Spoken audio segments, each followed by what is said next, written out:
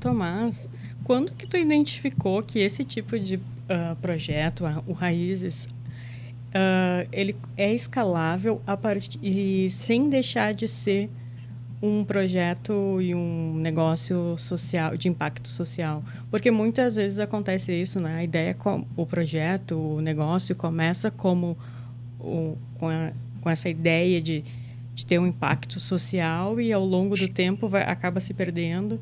Como que faz para manter isso? Acho que é uma ótima pergunta, Cris. Mas assim, primeiro, assim, eu identifiquei que ia ter escala quando ela veio. Eu nunca foi um processo.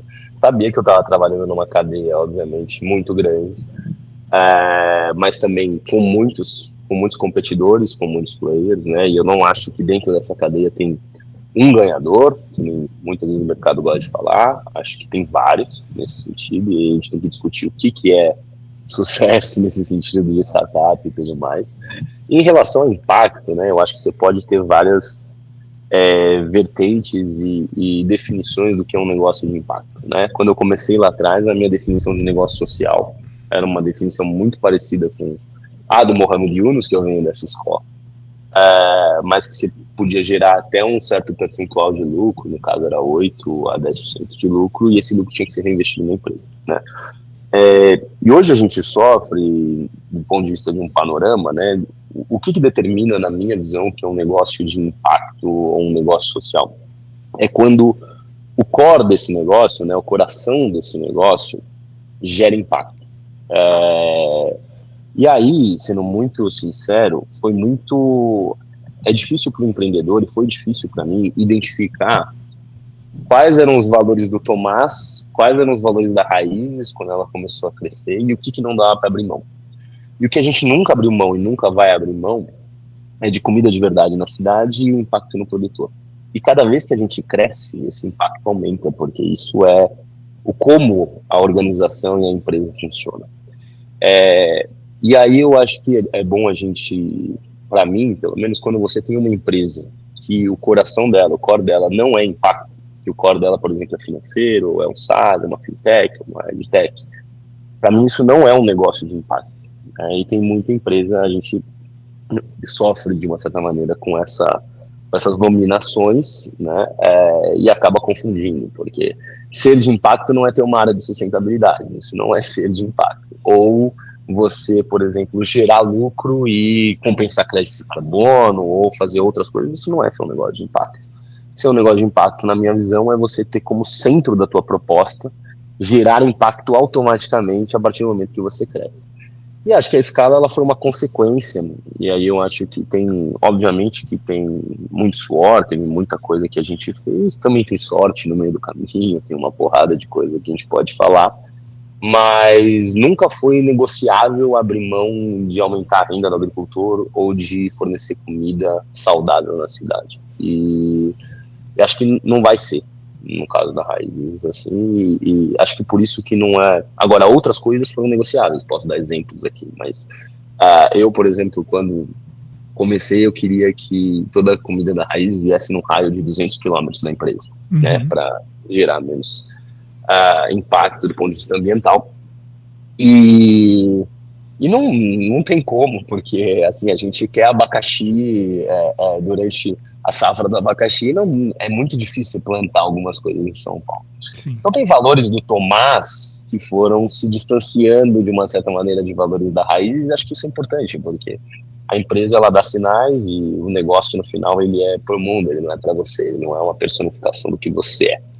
Então teve várias coisas que eu fui abrindo mão de ideias minhas, mas o core da Raízes de impacto, de impactar o agricultor e de comida de verdade, saudável na cidade, nunca foi um questionamento, para te falar a verdade. Sim.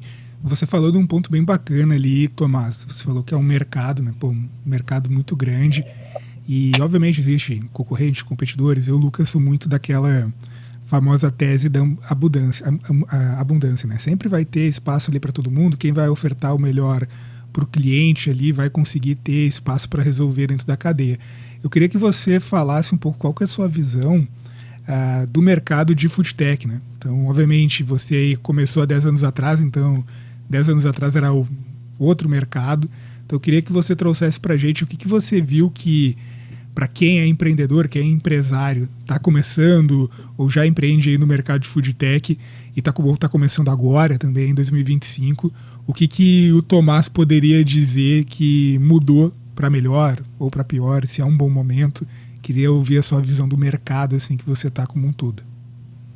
Cara, eu acho que óbvio que o mercado mudou muito, né? E a competitividade dele também, né? A gente tinha um mercado muito mais segmentado em grandes players e agora a gente tem bem mais startups e empresas propondo outros modelos do que tinha antes. Eu concordo contigo, eu acho que mercado sempre tem. Eu acho que a grande questão é você entender, quando você está entrando no mercado, quão consolidado ele está e o quão vai ser difícil essa primeira barreira de entrada, assim, dependendo dos players que estão nesse mercado, tá?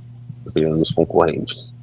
Hoje em dia, o mercado, aí o que a gente está de saudáveis, ele é um mercado que tem muito espaço, mas eu acho que não para ser feito o mesmo, assim, acho que já tem algumas empresas consolidadas, inclusive a gente, e é muito difícil quando o empreendedor começa, né, brigar de uma certa maneira com essa estrutura, a não ser que seja uma coisa muito local, né, então, e aí também veio a questão, no meio do caminho, né, quando eu comecei, depois veio a questão de venture capital, de acesso aos investimentos maiores, então a gente concorreu com muitas empresas ao longo do tempo, com muito mais dinheiro do que a gente. Sim. Chegamos a concorrer com empresas com 80 vezes mais capital do que a gente. E que no final a gente acabou sendo líder do mercado, porque acho que às vezes também a gente, quando está começando a empreender, entende que a solução de tudo é dinheiro, e nem sempre é, né? Eu acho que tem muito de estratégia e execução ao longo do tempo. E eu acho que... Mas é um mercado que eu acho que eu incentivo as pessoas a entrarem, sim, porque é um mercado muito grande, tem muita oportunidade. Eu acho que você não pode fazer mais do mesmo. Acho que fazendo mais do mesmo, aí depende também muito da condição de cada um e do que cada um quer. Sim. Mas muito difícil você, dependendo do espaço geográfico que você está, você conseguir escalar se você não propor alguma coisa diferente. Isso talvez em todo o mercado, mas acho que a alimentação ainda mais, porque é um mercado que, diferente de SaaS ou de outros mercados de fintech, é um mercado muito bruto desse ponto de vista, né? Muita logística, muita coisa, muito produto, muito SKU, então com margens normalmente mais baixas. Eu queria, até aproveitando esse teu gancho, eu sempre ouço aí dentro do mercado de food tech, que vai trabalhar com agro também, que uma das principais barreiras, né, além da logística, obviamente, que você trouxe, quando a gente fala também de marketplace, né, eu sempre costumo dizer que muitas pessoas acham que marketplace é um dos tipos de modelo de negócio mais fáceis que tem, na minha opinião, é o mais difícil que tem, né, não é tão simples, né, questão de dinheiro, questão de público, questão de acesso, questão de gerar rede. E quando a gente fala de gerar rede dentro do teu modelo de negócio, a gente tem um ponto que você trouxe ali no início, que é a desinformação e também a parte de educação do agricultor, da pequena família que está ali no interior. Então, como que você faz, cara, para fazer para chegar, né? Só para chegar, conversar com esse cara já é um desafio, eu imagino. Então, deve ser um trabalho bem de formiguinha. Então, voltando ali também no que a Cris disse de escala, cara, como é que tu faz isso? Porque isso deve ser, eu imagino, deve ser bem difícil. Era mais difícil antes, quando eu comecei. Eu estava na garagem dos meus pais, pegava o carro, ia tentar achar os agricultores e seguir o caminho do supermercado até chegar no distribuidor, depois dormia no carro, esperava os agricultores virem. E assim que a gente também começou um pouco. Mas hoje em dia, para te falar a verdade, essa parte é um pouco mais fácil. A gente tem fila de produtor querendo trabalhar com a gente, porque já tem um nome no mercado. E eu acho que é interessante isso, porque a cultura e o modo de vida, e talvez até os valores do campo, são muito diferentes da cidade. Às vezes a gente na cidade tem uma postura muito ruim, eu te diria, assim, uma postura, né, que vem até de uma certa maneira colonial, assim, da gente olhar para o campo como se o campo faltasse alguma coisa. Muitas vezes é o contrário. Muitas vezes é o campo que sabe mais que a gente em relação à natureza, em relação a outras coisas. Então, acho que foi um passo importante nesse sentido, mas existe essa dinâmica que ela é super difícil, entre como que você equaliza a rapidez de uma cidade, né? A gente, por exemplo, sabe tudo em cloud o que o agricultor tem na terra.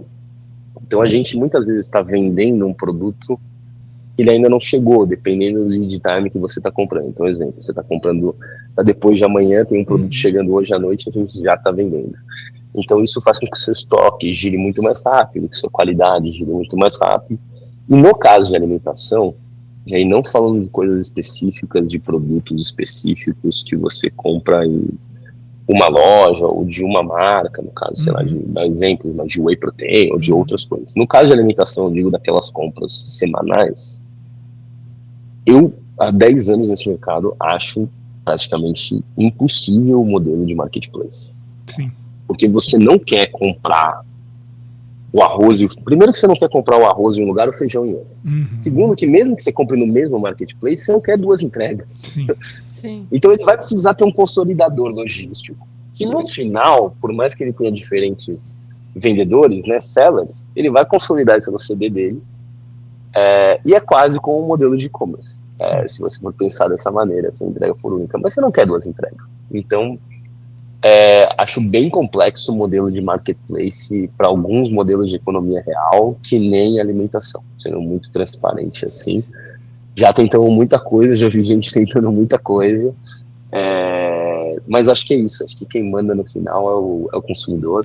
Sim. E acho que o consumidor, eu não vejo o consumidor querendo comprar duas coisas em dois lugares, principalmente para essa alimentação mais básica de alface, salada, essas coisas. Legal. Pode ser que ele compre um whey, um azeite, um vinho, beleza, mas a compra dele de frequência, que a gente chama, que é aquela compra semanal, não. Legal. Hoje vocês trabalham, isso é importante, queria diferenciar aí para o nosso ouvinte. Hoje o foco de vocês é na alimentação orgânica.